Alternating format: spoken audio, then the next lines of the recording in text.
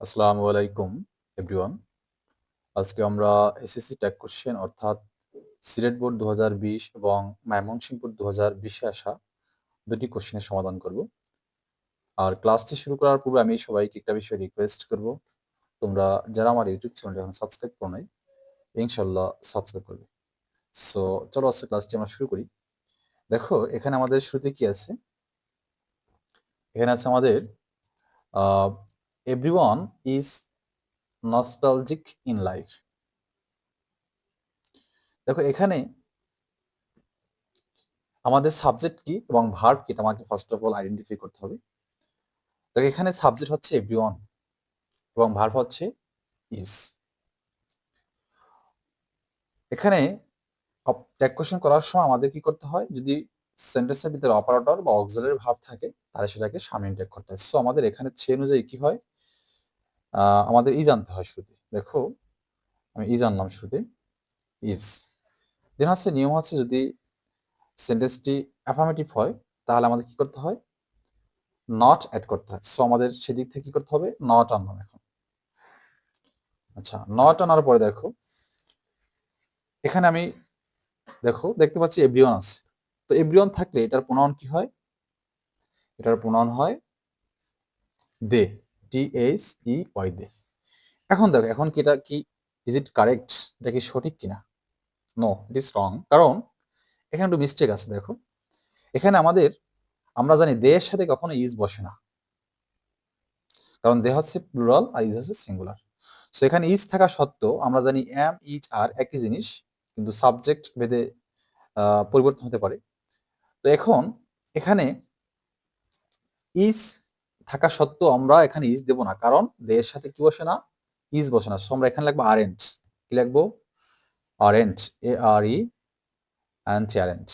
এবার আমাদের এটা সঠিক, অর্থাৎ everyone is nostalgic in life, এটা ট্যাগ কোশ্চেন হবে আরেন্ট দে। কারণ এখানে ইজ থাকা সত্ত্বেও আমরা কি করলাম, আরেন্ট দে লিখলাম, কারণ দে এর সাথে কখনো কি বসে না, ইজ বসে না। এই জন্য কি হবে, আরেন্ট দে।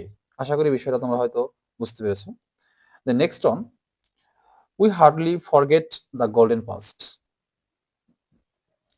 অর্থাৎ আমরা খুব কমই ভুলে যাই আমাদের সোনালী দিনগুলো।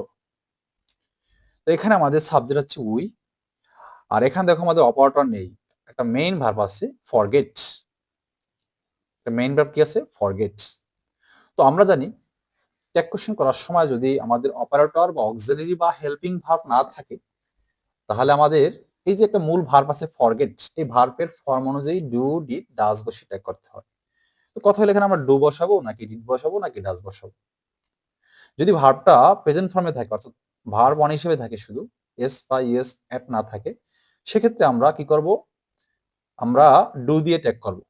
সো এখানে আমাদের যেহেতু ফরগেট আছে, সো আমরা ডু লিখবো, ডু। দেন হচ্ছে এখানে অলরেডি আমাদের নট আছে। বলে নট কোথায়, এই হার্ডলি যে একটা শব্দ, দেখো এই হার্ডলি হচ্ছে একটা নেগেটিভ ওয়ার্ড, এটা মাথায় রাখবে একটু। হার্ডলি হচ্ছে একটা কি, হার্ডলি হচ্ছে একটা নেগেটিভ ওয়ার্ড। তার মানে এখানে নট অলরেডি আছে। সো আমরা নট অলরেডি এখানে আছে, সো আমরা নট যেহেতু আছে, সো আমরা ডু এর সাথে আর নট অ্যাড করব না। আর যেহেতু সাবজেক্ট এখানে উই আছে, সো আমরা কি লিখবো, উই লিখবো, অর্থাৎ ডু উই। আশা করি বিষয়টা বুঝতে পেরেছো। Then next on, the memories of childhood. এখানে সাবজেক্ট হচ্ছে মেমোরিজ, অর্থাৎ শৈশবের স্মৃতিগুলো। যেহেতু এখানে মেমোরিজ একের অধিক স্মৃতি এখানে, সো এটার প্রোনাউন হবে কি, দে। আর এখানে দেখো অপারেটর হিসেবে এখানে আর আছে, সো আমরা আরটাকে শুরুতে লিখবো। তো আমাদের ARER। আর বাক্যটা যেহেতু হ্যাবোধক, সো আমাদের নট অ্যাড করতে হবে। সো আমরা ডেফিনেটলি এখানে এন লেখে অ্যাপোস্ট্রফি দেব, নট, আরেন্ট। আর যেহেতু এখানে মেমোরিজ শৈশবের স্মৃতিগুলো, তার মানে এখানে কি হবে, দে হবে, কারণ এখানে প্লুরাল, একের অধিক স্মৃতি মিন করছে, অর্থাৎ আরেন্ট দে। ডি নাম্বার কি আছে, দ্য সুইটেস্ট মেমোরি, সব থেকে ভালো স্মৃতি, অফ চাইল্ডহুড। দেখো এখানে আবার মেমোরি কিন্তু না, মেমোরিজ না, এখানে মেমোরি, অর্থাৎ শৈশবের যে সব থেকে সুইটেস্ট মেমোরি, ইজ অলওয়েজ হান্টিং আস, এটা সবসময় আমাদেরকে করে হান্টিং করে। সো মানে তাড়া দেয় আর কি, আমাদের সবসময় তাড়া দেয়। হান্টিং এখানে তাড়া দেওয়া। তো এখন এখানে আমাদের অপারেটর হিসেবে কি আছে দেখো, ইজ আছে। সো ইজটাকে আমাদের শুরুতে লিখতে হবে ইজ। দেন হচ্ছে বাক্যটি হ্যাবোদক, সো আমাদের নট অ্যাড করতে হবে ইজেন্ট। ইজেন্ট, তারপর হচ্ছে দ্য সুইটেস্ট মেমোরি। এখানে মেমোরি এবং মেমোরিজ একটা কিন্তু তারতম্য আছে, কারণ এখানে মেমোরিজ বলতে অনেকগুলো স্মৃতিকে মিন করে, আর মেমোরি বলে একটা স্মৃতি। সো এখানে যেহেতু the sweetest memory of childhood একটা স্মৃতি, সেখানে ইট হবে, ইট, অর্থাৎ isn't it. Next on, who forgets this memories. কে ভুলে যায় এই স্মৃতিগুলো? দেখো, এটা করার জন্য আমি একটু তোমাদেরকে এই সেন্টেন্সটা অলরেডি আছে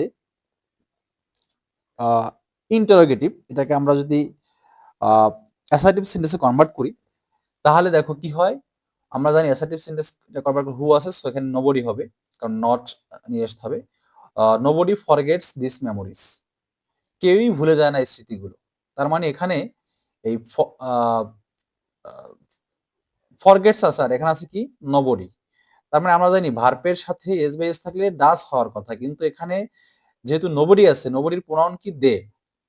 সো এখানে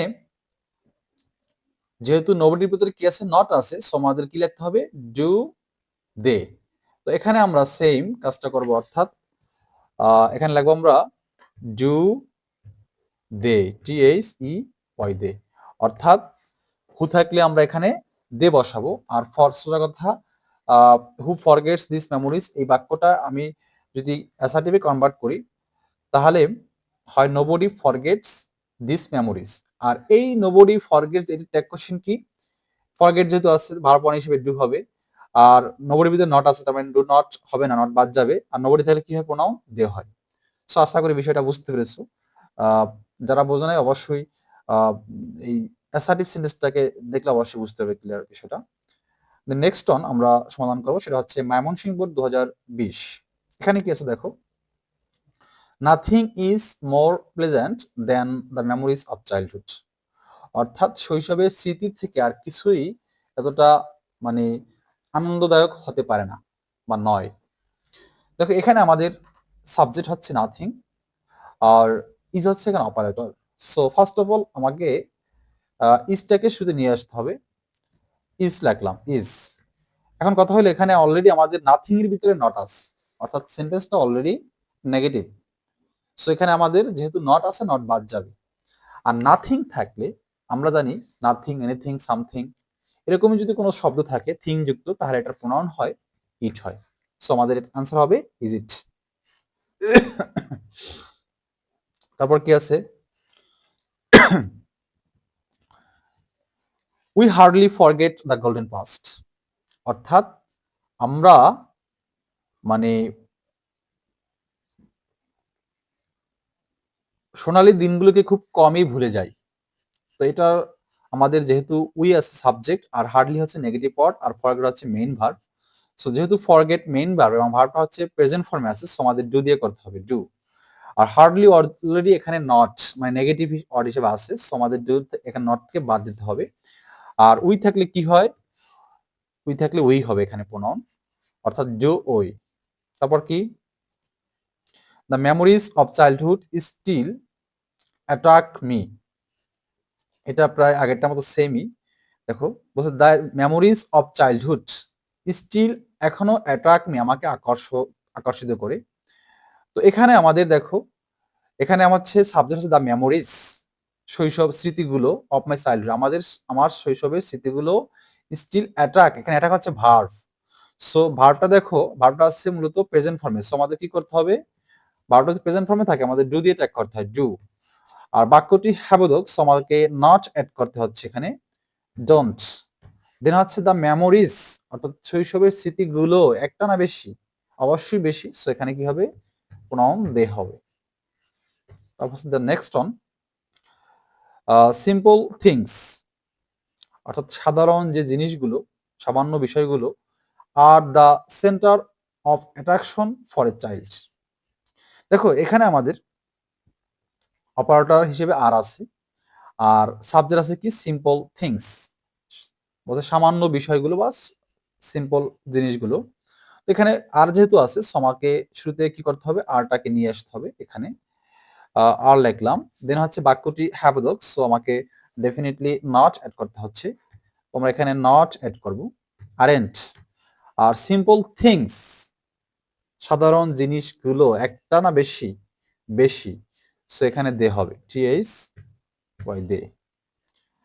তারপর the last on, when a man grows up, যখন একটা মানুষ বেড়ে ওঠে, he may love at those things, অর্থাৎ সে তার মানে ওই বেড়ে ওঠা জিনিসগুলো নিয়ে হাসতে পারে আর কি, বা হাসে, বা তার ভিতরে একটা হাসি আসে। তো এখানে দেখো আমাদের দুটি ক্লজ মনে রাখবা, এখানে ট্যাগ কোশ্চেনের সাথে যারা রিলেটেড মূলত আমরা সেটা নিয়ে কাজ করব। তো ট্যাগের সাথে আছে এটা দেখো, সাবজেক্ট হি, মে হচ্ছে এখানে অপারেটর। তো আমাকে মে যেহেতু অপারেটর, সো মেটাকে শুরুতে নিয়ে আসতে হবে, এম এ ওয়াই মে।